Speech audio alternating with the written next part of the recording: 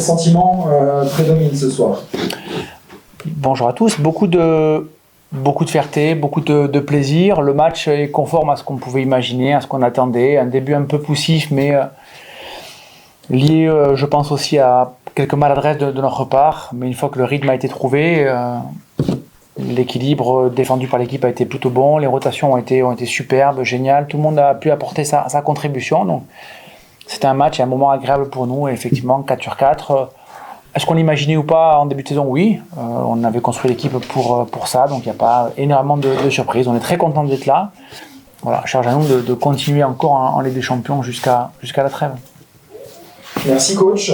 Et maintenant Xenia Smith. Xenia, bravo pour cette nouvelle victoire en Ligue des Champions. Quelles ont été les clés du succès aujourd'hui? Bonsoir. Manu l'a déjà dit qu'on a bien défendu, comme ça on pouvait courir beaucoup et facilement. On a marqué des buts très très vite et avec pas beaucoup de passes. Du coup, on a vraiment accéléré le match et le jeu. Et je pense que à partir du 10e, 15e, c'était beaucoup mieux. Et on a trouvé aussi les ressources pour marquer assez vite. Magnifique. Merci beaucoup à tous les deux. Et c'est bilan, tu l'as dit, de 4 sur 4 en Ligue des Champions. Forcément très satisfait de ça. Oui, c'est sûr, parce que l'entame de saison aurait pu être terriblement piège pour nous. Alors, perdre à Esbjerg n'aurait pas été un piège, mais il est arrivé après un match à Chambray sur une première journée qu'on aurait pu potentiellement pas très bien négocier. Et donc sortir de la première semaine de compétition à 2 sur 2 avec Chambray plus Esbjerg derrière était pour nous juste extraordinaire, avec les quelques doutes qui pouvaient entourer notre réparation. On avait quand même aussi validé un -10 contre Odense 3 semaines en amont, donc on pouvait peut-être légitimement avoir quelques inquiétudes. Et après le 4 sur 4, il a fallu le construire avec Dortmund dans un premier temps, avec Bistrița là-bas, avec Budugnost ce soir. Voilà. Donc après, il faut très vite relancer. On va avoir Storhamar, on va avoir Gür, on va avoir DVSC, bref, plein de matchs très très denses et qui, je l'espère, pourront nous permettre de passer la trêve de décembre dans les meilleures dispositions. Plus 20, c'est un peu certains tarifs que vous mettez en Ligue féminine. Là, c'est en Ligue des Champions, un tout autre niveau. Ouais, c'est sûr. La satisfaction, c'est la capacité à défendre et à prendre encore moins de 20 buts. Alors, on ne galvaude pas le projet offensif, puisqu'on a quand même marqué effectivement beaucoup de buts. Il n'y a pas de plus 20 sans beaucoup de buts marqués non plus, mais je suis content surtout de la constance avec laquelle on a construit le match encore. On est à plus 9 à la mi-temps et on n'a jamais cessé d'appuyer à 9, à 10, à 9, à 10, à 11, à 10, à 11, à 12, à 13. Et c'était quand même assez appréciable. Je pense que les gens qui sont là se rendent compte que les rotations sont intéressantes, qu'elles impactent. Plusieurs entrées font du bien ce soir dans la capacité qu'on a voulu avoir de construire notre match. Donc voilà, content du nombre de buts marqués et aussi effectivement du nombre de buts, du peu de buts encaissés. J'ai eu pendant le match un petit flashback de Tira Axner l'année dernière, un petit peu hésitante sur le terrain, des difficultés, etc. Là aujourd'hui on l'a vu plutôt en forme, n'a pas hésité à lâcher son bras pour marquer des buts. Elle est même élue par le public dragonne du match. Qu'est-ce que tu peux me dire justement sur sa progression entre l'année dernière et cette année? Alors je savais pas que c'était le dragon du match, on m'a donné une autre info. Si, c'est Tirax. Ok, ça marche. 38%. Ok, ça marche. En fait, les années se suivent et se construisent, c'est-à-dire que concrètement, elle avait moins de responsabilités de l'année dernière eu égard de la personne avec qui elle partageait le poste. Par contre, l'ambition pour nous était d'imaginer à un moment ce genre de scénario-là.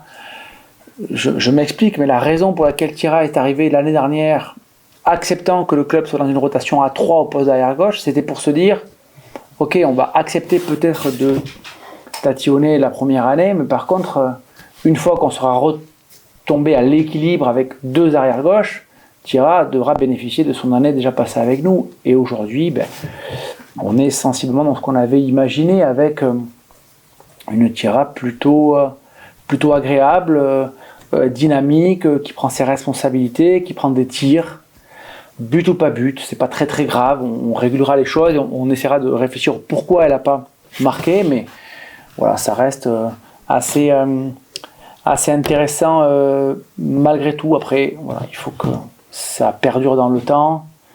Les matchs vont se suivre, les gros matchs. Et à Paris, il y a Nice la semaine prochaine déjà, avant une trêve internationale, puis un retour contre Storhamar. Donc voilà, on va aussi l'attendre sur l'ensemble des rendez-vous de l'année, et pas seulement ce soir et ou le week-end dernier, quoi. Mais ça prend, son match ce soir, en tout cas son début d'année, prend du sens par rapport à ce sur quoi on avait espéré capitaliser en la signant l'année dernière.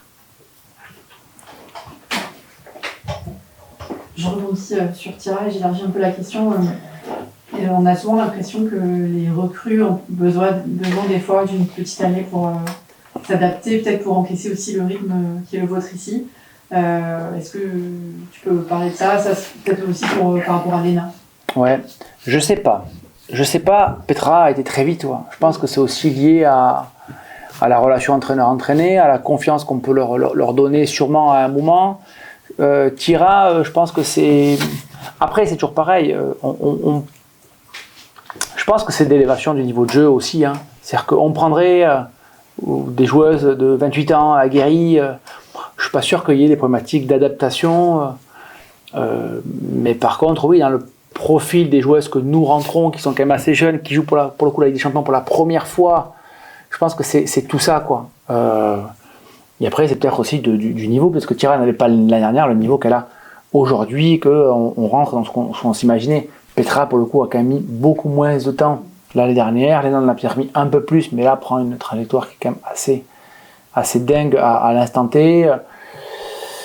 Voilà, donc je pense que ça dépend aussi du profil des unes et des autres et de leur expérience passée. Petra avait déjà joué avec des champions l'année d'avant, pas Tira par exemple, donc je pense que ce sont des process qui rentrent en considération, et force est de constater quand même que les profils de joueuses que nous rentrons sont des profils de joueuses qui n'ont pas joué la Ligue des Champions. Je pense à Lucie, je pense à Chloé quand elles sont arrivées ici, je pense à Tira, je pense à Anna Albeck qui ne l'a pas encore joué par exemple, non plus à Lilou qui n'a pas encore joué.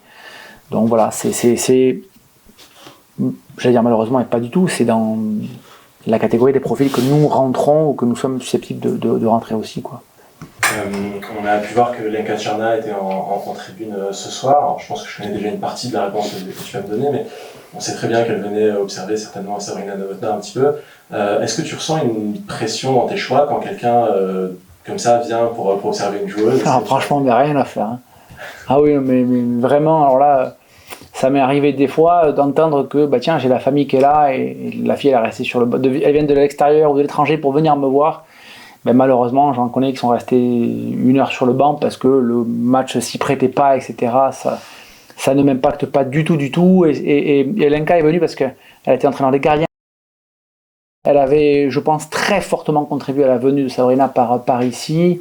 Elle a assisté à l'entraînement de hier. Mais si Johanna n'avait pas fait la mi-temps que je lui ai prêtée, Sabrina aurait pu rentrer très vite. Si Johanna avait été excellente et que le match avait été serré, elle ne serait pas rentrée du tout. Voilà, le contexte aidant. Mais non, ça m'est arrivé d'avoir des remontrances parce que effectivement, j'ai jamais pris ça en considération. Et d'ailleurs, bien heureusement, on va aller à Debrecen d'ici peu. Je peux vous annoncer que peut-être que Petra et Anna ne joueront pas une seule seconde alors qu'on va en Hongrie. Voilà, c'est arrivé. J'ai plein d'exemples dans ma tête là qui remontent où j'ai eu des soupes à la grimace parce que malheureusement c'est tombé comme ça, mais c'est pas grave. Good evening, everyone. Thank you for attending this press conference. We'll start with a question for Maja Savic, the Budućnost coach. Firstly, how do you explain this defeat? And secondly, what did you lack to win tonight? We played very. First, I want to say congratulations to Metz for this game. We had some bad period. In the last 2 games, we play good defense, but so many technical mistakes, and we missed so many shots. And today also more technical mistakes than last game, and we should do so many things. They run good. In defense we had only 7 fouls, so it was not enough today with the Mets. They play very well, and this is it. Thank you very much, Coach. We will continue the press conference with the Budućnost player, Awa Ndiaye. Awa, what are your impressions after this defeat? Quelles sont vos impressions après cette défaite? C'est jamais, bonsoir déjà, c'est jamais très agréable de perdre 20 buts, donc mes impressions ne sont pas très bonnes. Après, il faut dire que Metz c'est une très très belle équipe, bravo à elle. Voilà, on a essayé de faire ce qu'on pouvait faire. Après, comme elle a dit ma coach, on a fait beaucoup de technical mistakes, donc faut replier, ça va vite, ça court, ça jump, voilà. Rien de particulier de plus à dire.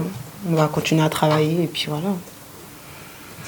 Thank you very much. I wish you a pleasant evening and a safe journey back to Montenegro. Thanks. Thank you.